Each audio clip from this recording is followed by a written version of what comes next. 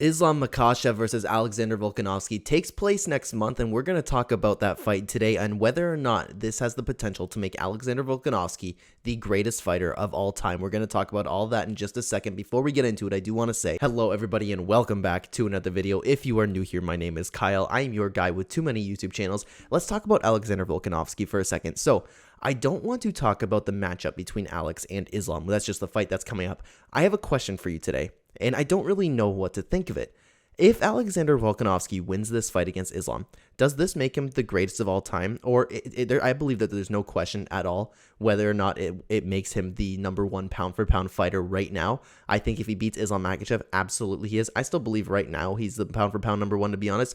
But I'm talking about GOAT status. I'm talking about the greatest of all time. I wholeheartedly believe for a long time now that Alexander Volkanovski is going to go down as one of the greats, if not already, unless he has some like horrible, tragic fall out of nowhere. You know what I mean? But I do not see that happening. It's just, what will it take for him to be the greatest of all time if he's not already on his way there? Some people still talk about, when you're talking about the greatest featherweight of all time, people still hold Jose Aldo to that like position there, but I really believe Alexander Volkanovski has beaten him in that sense. He beat Jose, but at the same time, I understand it was someone that was outside of his prime, right? It's not the same guy that he beat. However, he did beat Jose Aldo. However, he beat Max Holloway 3 times. And I'm one of those people who believe that he won the second fight. It was a very, very close fight. But not only that, each fight he's getting better and better. Take a look at that third fight. Who embarrasses Max Holloway? He beat Max Holloway from bell to bell, and nobody's talking about that. Like, to do that to Max Holloway, who's done that to Max Holloway? Like, I mean, the closest you could probably get was Dustin Poirier, but even in there, Max had his moments.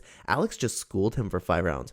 And that's one of the greatest featherweights of all time in Max Holloway. He beat the Korean Zombie. He beat Chad Mendes. He beat a bunch of guys before that. He even beat Brian Ortega. And Brian Ortega is a great fighter in himself. Obviously, not nearly the greatest of all time. So there's just these fights with Alexander Volkanovski where the guy, not only, like I mentioned, he gets better every single time we see him, but the guy just looks absolutely unstoppable. He's like getting to me, for me anyways.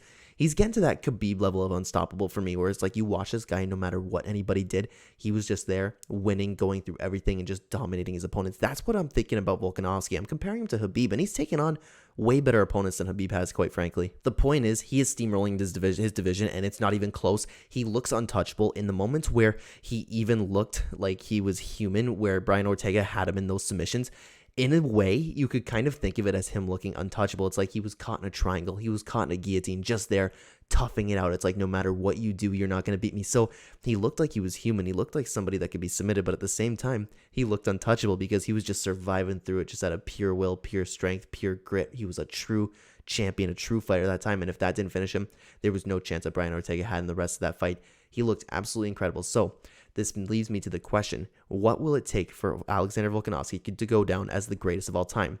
I hold GSP to be the greatest of all time right now, and yes, he has losses, but he avenged those losses and then overcame them and just became a better fighter overall. Volkanovski doesn't have those losses besides one to get over, and man, like, that was so long ago, you know what I mean? So I think that the only thing left for him, because other fighters are doing it, all the greats are doing it at this point, I think he needs to go up to 155 and capture the title there. If he ends up beating Islam Makhachev, and this guy is like the closest to Khabib as you can get, if you dominate, especially imagine he goes out there and dominates Islam.